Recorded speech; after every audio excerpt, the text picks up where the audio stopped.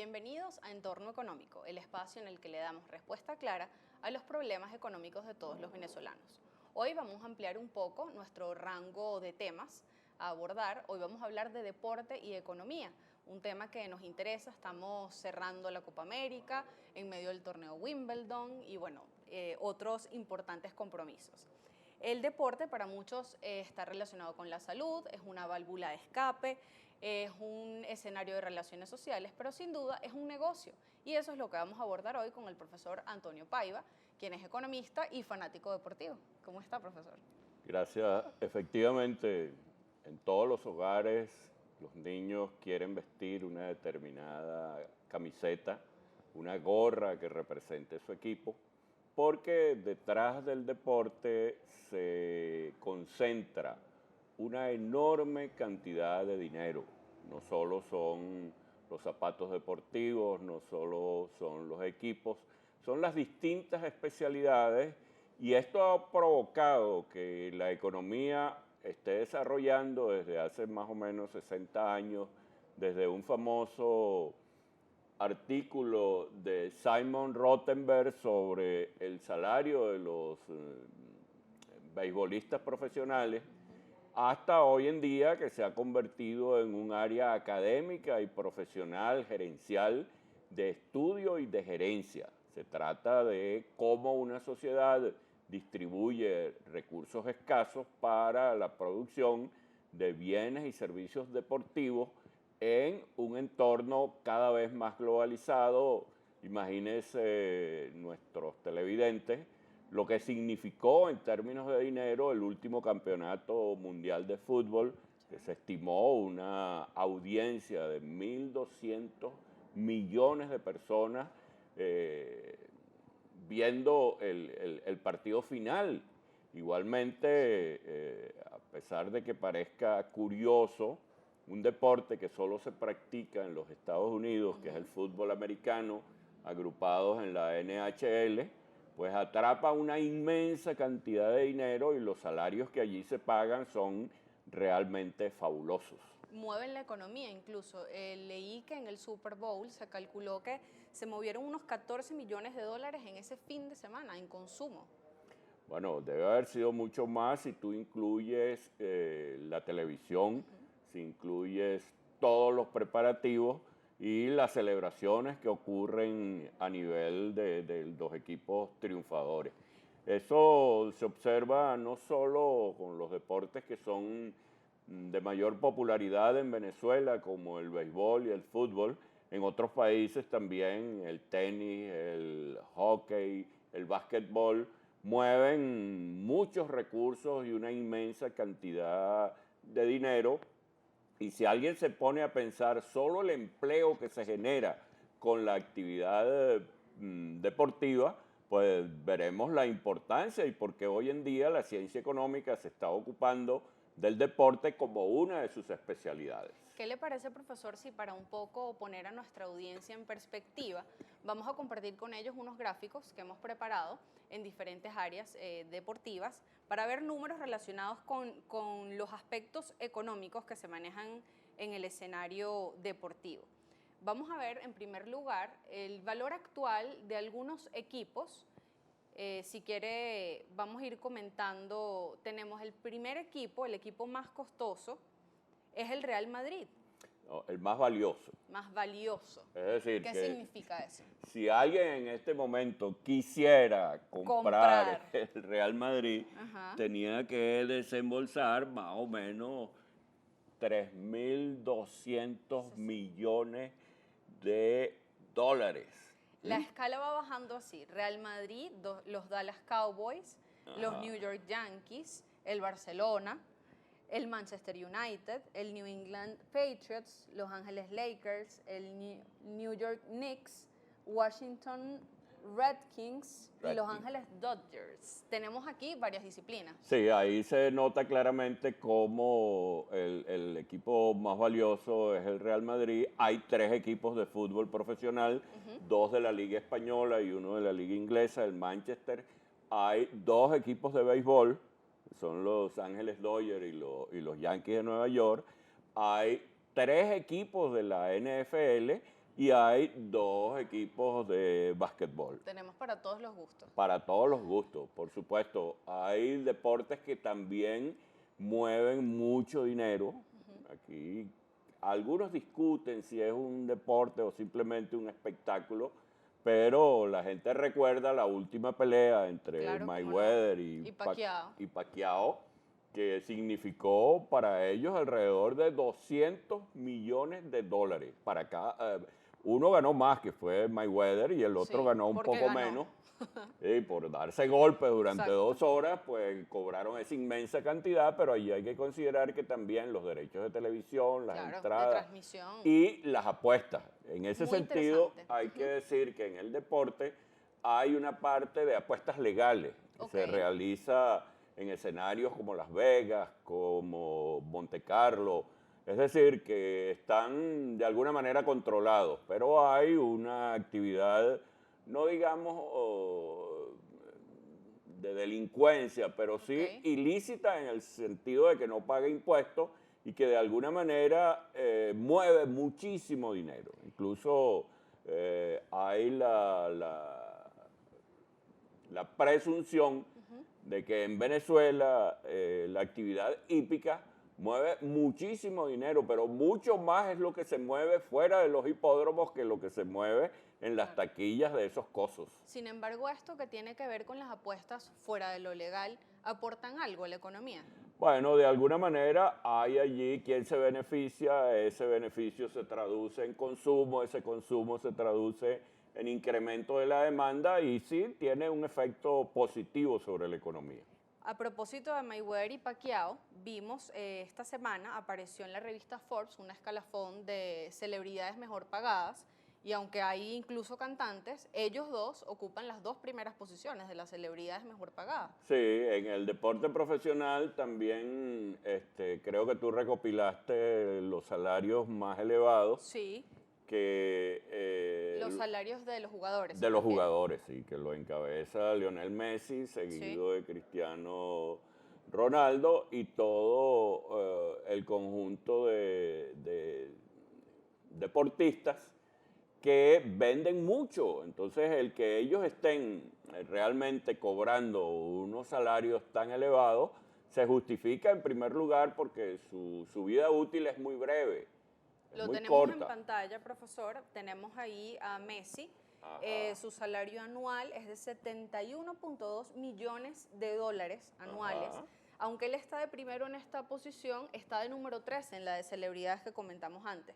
Esto según la revista Forbes. Aquí puede ver el que le sigue es Cristiano Ronaldo, Ajá. le sigue Neymar, Neymar. En realidad esta es la de futbolistas, ¿no? la de futbolistas y sus salarios Claro. anuales. Ahí no está la escala de los jugadores de la NFL ni la del béisbol, No. que también son muy altos. Pues en eso hay que destacar que hay venezolanos que en el béisbol de las grandes ligas Sí. devengan enormes cantidades de dinero, como Miguel Cabrera, como Félix Hernández, como cuando en su momento pues, fueron Galarraga y Vizquel. Pero eso se ha traducido en un enorme esfuerzo de preparación y igual que los artistas, pues la justificación de esos salarios tan elevados está en la brevedad de su vida útil, pues. Específicamente respecto al fútbol y respecto a América Latina, encontré un ranking de los equipos más valiosos en América Latina. Habla del Corinthians en primer lugar, un En equipo de Brasil. Brasil, luego el Gremio, también brasilero, Palmeiras, el Guadalajara de México, New York Red Bulls en Estados Unidos, el Internacional Porto Alegre de Brasil, en México, el América, el Sporting Kansas City en Estados Unidos, Los Ángeles Galaxy también en los Estados Unidos y en Brasil el equipo de Sao Paulo. Ellos comentan cuáles son esos factores que inciden en el precio de un equipo para el que lo quiera comprar. ¿Cuáles son esos factores? Bueno, en primer lugar la taquilla, pues. Okay. El equipo más popular es el que lleva más gente a los estadios. Cuando hay más gente en los estadios, hay más consumo de bebidas, hay más consumo de refrigerio, se venden más camisetas, más gorras, más zapatos.